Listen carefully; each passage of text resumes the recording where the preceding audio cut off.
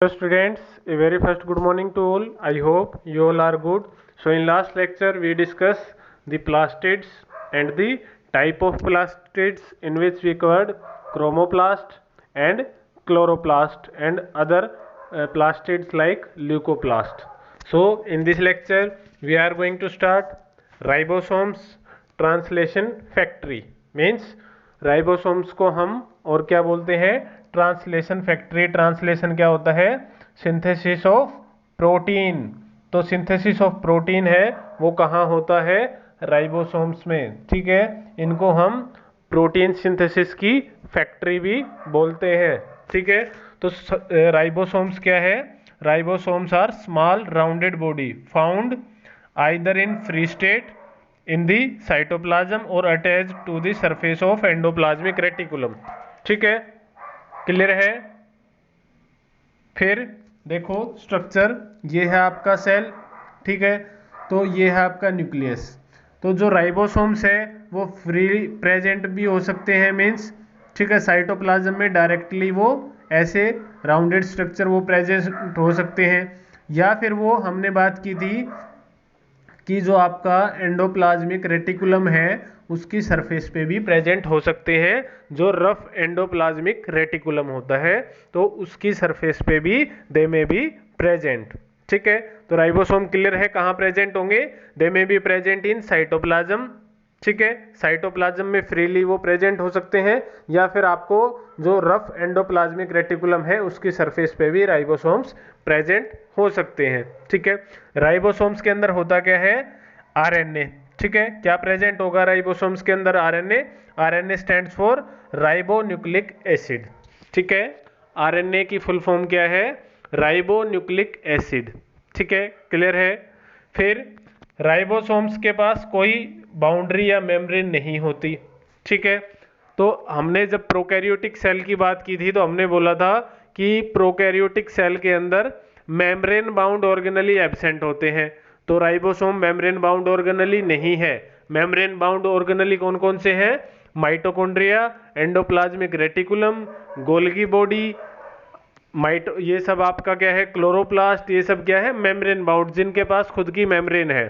लेकिन ribosome membrane bound organelle नहीं है, इसीलिए ये आपको प्रोकैरियोट में भी मिलेगा और यूकैरियोट में भी मिला। Means they are present in both eukaryotic cell and prokaryotic cell. जो प्रोकैरियोटिक सेल होती है उसमें 70 एस टाइप के राइबोसोम होंगे, और जो यूकैरियोटिक सेल होगी उसमें 80 एस टाइप के राइबोसोम होंगे। ठीक है, क्लियर है। फिर जो आपके राइबोसोम होते हैं वो एब्सेंट होते हैं इन मैमेलियन आरबीसी।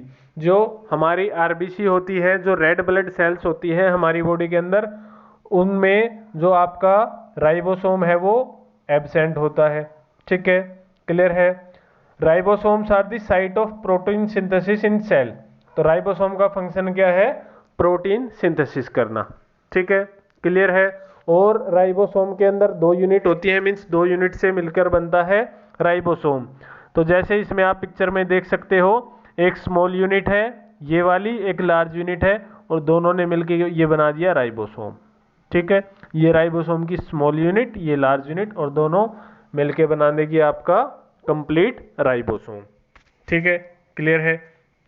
तो ये था आपका राइबोसोम, क्या है, राउंड बॉडी है, साइटोप्लाज्म में भी प्रेजेंट हो सकती है या रफ एंडोप्लाज्मिक रेटिकुलम की सरफेस पे, दोनों में प्रेजेंट होती है। यूकैरियोटिक सेल में भी, प्रोकैरियोटिक सेल में भी। प्रोकैरियोटिक सेल में they are of 70 S type, but in eukaryotic cell they are of 80 S type.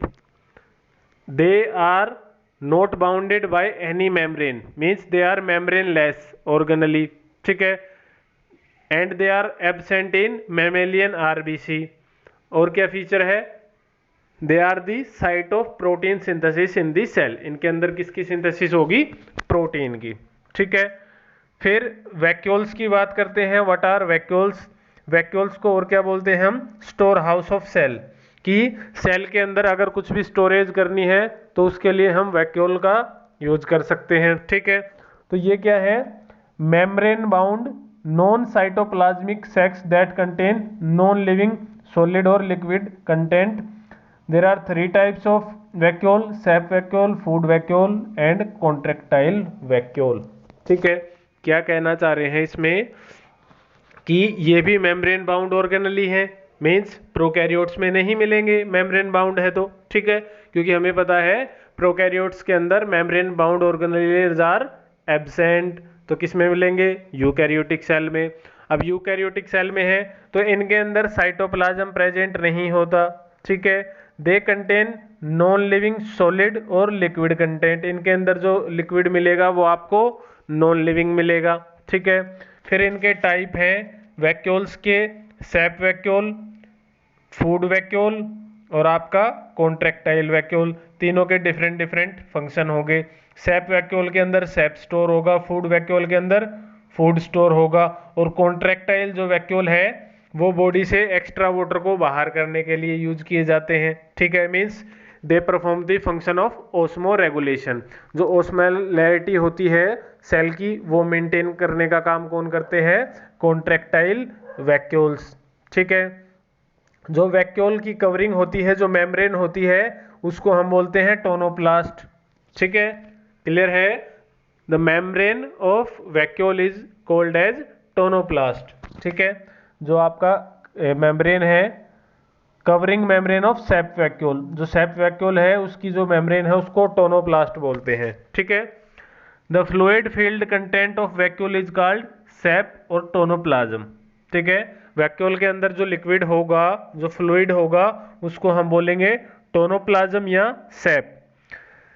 Recently digestive enzymes are reported in vacuoles of plant cell. कुछ plant cell के अंदर आपको digestive enzymes भी मिल जाएंगे plant cell के vacuoles के अंदर। ठीक है, क्लियर है? ये जो होते हैं they are store house of cell, इसके अंदर स्टोरेज के लिए ये काम करते हैं वैक्यूल्स। ठीक है, फिर और बात करें तो जो साइज ऑफ वैक्यूल है वो प्लांट सेल के अंदर ज़्यादा होगा, मीन्स प्लांट सेल्स है वो larger vacuoles as compare to animal cells. जो एनिमल सेल्स है उनके वैक्यूल का साइज कम होगा as compare to plant cells. ठीक है, ये थे आपके vacuoles, type of vacuoles and function of vacuoles. ठीक है, क्लियर है? तो नेक्स्ट जो वीडियो होगी उसमें हम क्या डिस्कस करेंगे, और नेक्स्ट क्या अभी करवा देते हैं आपका एक और topic, difference between plant and animal cell. ठीक है, कि एनिमल सेल में और प्लांट सेल में क्या क्या डिफरेंस है। ठीक है, और ये आपको नोटबुक में भी क्या करने हैं? राइट डाउन करने हैं। ये आपके फेयर नोटबुक में हम भी होने चाहिए और रफ में भी, और जितने भी डेली का एक टॉपिक करवाया जाता है वो आपके फेयर नोटबुक में होना चाहिए।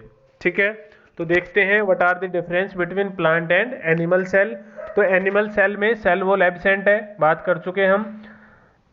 सॉरी, ये है आपका प्लांट सेल और ये है एनिमल सेल।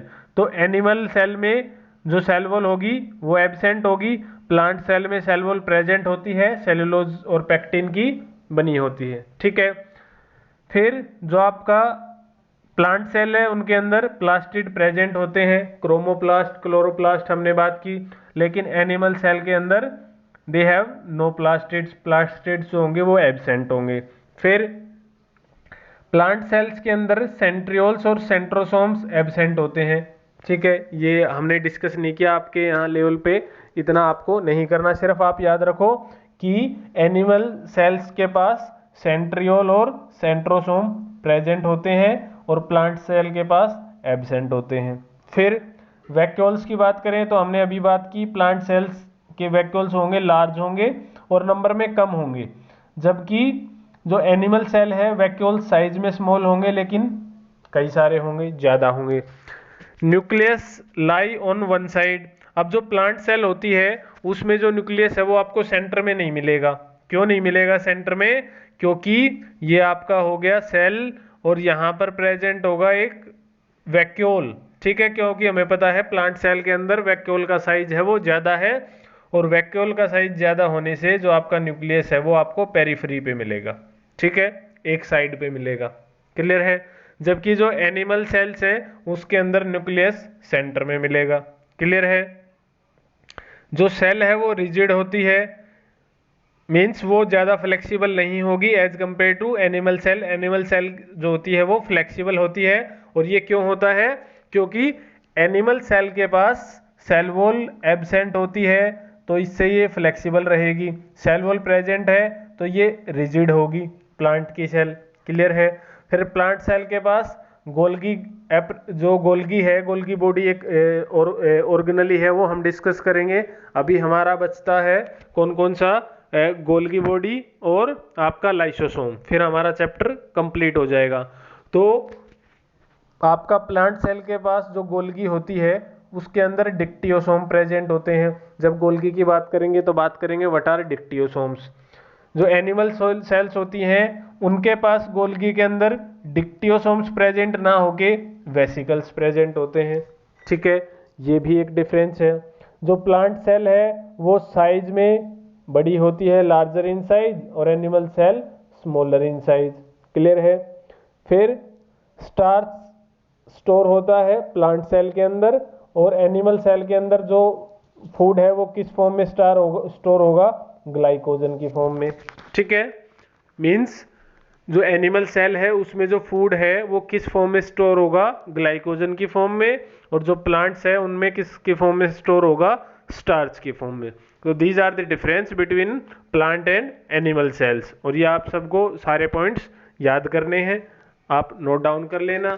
ठीक है, तो आप आज हमने क्या किया? Ribosomes, vacuoles and the difference between plant and animal cell. ठीक है स्टूडेंट्स, तो आई होप जितना आज हमने कवर किया वो आपको क्लियर होगा। In next lecture we will cover lysosomes and Golgi body, और फिर हमारा चैप्टर खत्म हो जाएगा। ठीक है, then we will start a new chapter that is why we falls ill. ठीक है, डिजीज वाला जो चैप्टर है वो हम स्टार्ट करेंगे। इंटरेस्टिंग चैप्टर है, शुरू से उसको स्टार्ट करेंगे। ठीक है, और उससे पहले जैसे ही आपका चैप्टर फिनिश होगा ये वाला सेल वाला the fundamental unit of life, there will be a objective test.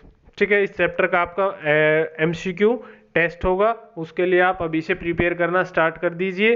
ठीक है, टेस्ट की जो डेट है दैट विल बी अनाउंस्ड। ठीक है, वो अनाउंस कर दी जाएगी, पर आप अभी से इसको प्रिपेयर करना स्टार्ट कर दीजिए। ठीक है, so thank you for listening me, take care, bye bye.